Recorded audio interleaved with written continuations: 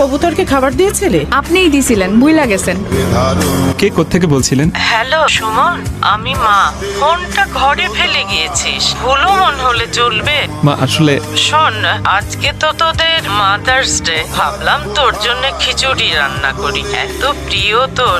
কিন্তু রান্নাঘরে গিয়ে দেখি মুগ ডাল নেই। তুই বাসায় আসার সময় 1 কেজি মুগ ডাল আর একটা ফার্মের মুরগি নিয়ে আসিস।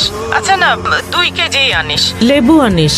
আর আমার হাঁটুর ব্যথাটাও এত বেড়েছে, কিন্তু ওষুধটাও। মা ওষুধটা তোমার সেকেন্ড ড্রয়ারে আছে, তুমি বোধহয় ভুলে গেছো। বাইরে খেয়ে আসিস না, তাড়াতাড়ি বাসায় ফিরিস। আচ্ছা তুই কাজ কর। রাখি রে।